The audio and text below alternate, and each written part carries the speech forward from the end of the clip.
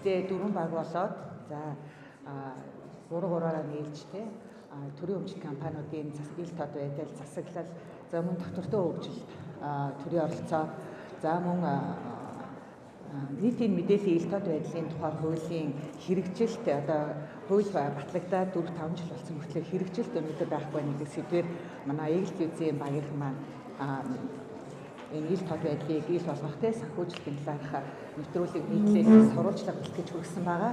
За манай багийн тухайд болохоор энэ тэр бомод хөтөлбөрийн арга санхүүжилтийг ил тод болгох энэ сэдвийг авч ажилласан байгаа. За тэгээ манай багийн ахлагч даваадарч маань өнөөдөр арай энд ирээгүй байна. Даваадарч маань бол одоо тэр бомод зэрэгц командаар ургахгүй гэсэн нэртэй нэгдүгээр нийтлэлсэн бол миний тухайд болохоор энэ Туркуудын тарьсан модтэй усгүй тэр бомод ба төрийн өмчит компаниудын бүртгүүлэлт гэсэн ийм нэртэй нийтлэлийг одоо цуурлаад бичиж хүргэсэн байгаа. Тэгэхээр одоо тэр бомод үндэсний хөтөлбөр батлагдаад 4 жил болж байгаа энэ хугацаанд бол 100 хүрэхгүй за 84 сая энэ жилийн одоо хамгийн сүүлийн тоолгоор 84 сая мод тарьсан байдаг.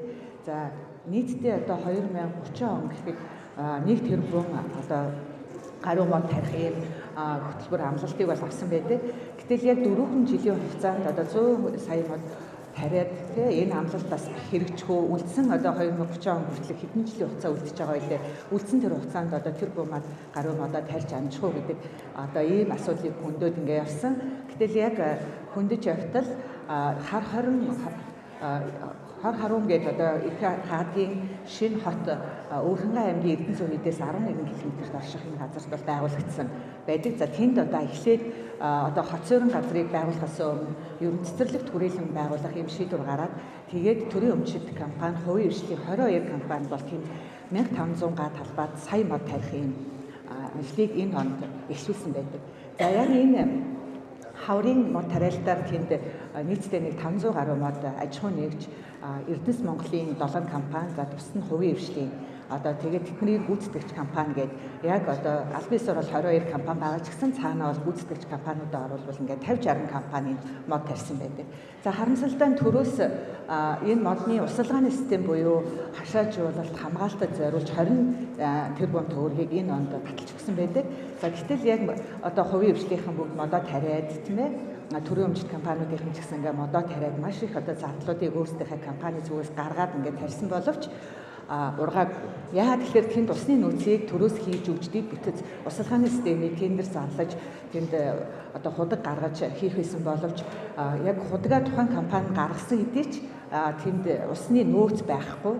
Усны нөөц нь одоо өөрөөр хэлбэл нэг өрөм тавихтал усны нөөцтэй газар бол 2 м/сек литр тутамд гарч оргилж явах хэрэгтэй. Тэнд одоо дөнгөж метр 71 м/сек гарч ирсэн. Тэгээд энийг төрөөс яагаад энд орхон голын одоо хөндөй ус ихтэй гэдэг байдлаар ингэж хийсэн боловч орхон гол өнөөдөр жоохон ширхэгдсэн усгүй байгаа. Дээр нь одоо яг тэр хөндөй хэсэгт бол үнэхээр худаг гарах одоо тэр сая модыг одоо услах хэмжээний тийм ус байхгүй тооцоог бол ерөөсөө хийгээгүй байсан. За тэгээд тэгтээ яг одоо нэгэн төрийн өмчит компани, хувийн эрхлэлийн компаниуд маань нэгэн амлалт авсан өөрөг даалгавар аваад мөнгө санхүүжилтээр гаргасан хэдий ч одоо тэн дээр дахиж одоо услага 40 худаг гаргасан гэж байгаа. Тэгтээ талбайд болоод нэг худаг 20 мянган модод нэг худаг гэсэн боловч өнөөдөр тэнд бол худаг нь 40 худаг гаргасан хэдий ч усны нөөц байхгүй учраас өгчихсэн ийм байдалтай.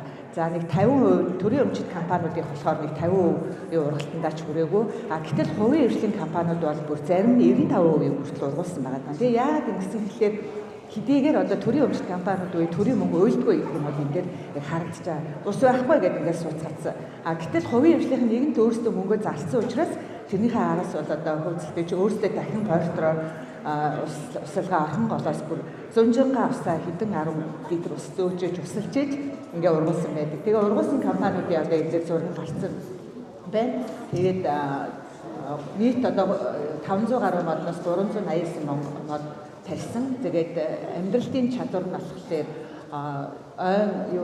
төрийн өмчит компаниудын болохоор 41.5 энэ нь бол дундаж зарим баг 0 байсан. За төрийн хувийн эрхлэлийн компаниудын мод бол 74.7 энэ бол дундаж. Тэгээ энэ дээр брог оолт, оюун толгой, за мөн төмөр бол төмөр өрөө гол. За тэр бомод сан гэдэг энэ арилжааны банкуудын үүсгэж авсан бас нэг сан байсан. За тэгээ өсөг зоос гэдэг эдгээр компаниуд бол 90% хүртэл уралцтай гаргасан. Тэгээ үнэхээр яг адилхан модоо бол шилжүүл суулгасан ойгоос гэхдээ дарчилгаа, усалгаа дахин тэдний ууггүй хөдөлмөрийн үр дүнд бол энэ ингээ ургаа явж байгаа юм аа.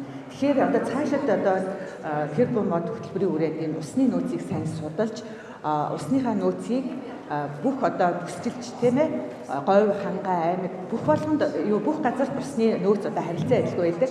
Тэгээ манай эрдэмтэд бол усны нөөцийг бол гаргаад тавьсан байдаг юм байлээ. Тэгэхээр хаана мод тарих вэ гэж амлалт өгч усыг судлаагүйгээс энэ тэнд мод тарьж өргүү зардал гаргаж байхаар усныхаа нөөцийг дагаж модоо тариу үр дүнтэй маа гэдгийг энэ нийтлэрээ гаргаж тавьсан байгаа. За нөгөө нэг тэр бум мод зэрэгц командаар урахгүй гэдэг нь бол бас тийм энэ төрийн тэр бум модны хандлага санхүүжилт бол маш бүрхэг байсан. За санхүүжилтийг тэг бол бид нар ил тод болгох гэж нэлээд шилэн данс бүр нэлээд санхүүжилт аудитын тайлан интерес ингээд харсан. Тэгээ санхүүжилтэн дээр бол өнөөдөр энд ямар ч ил тод байдал төрийн зүгээс тэр бум мод хөтөлбөрийн хүрээнд ч гэсэн яг санхүүжилтийг бол ил тод гаргаж тавиаггүйсэн. Тэгэхээр ялангуяа энэ мод тэр бум модны хөтөлбөрийг цэргийн ангиудаар батлан хамгаалахын яамны цэргийн хүчийг ашиглаж бас нэлээд мод цэргүүдээр тариулсан байдаг. Гэхдээ энэний л бас гүйлгээр хэдэн төгрөгийн санхүүжилт орсон энэ бол ил тод биш. Тэгэхээр манай энэ нийтлийн гол цаал агуулга бол энэ санхүүжилтийн ил тод болгооч.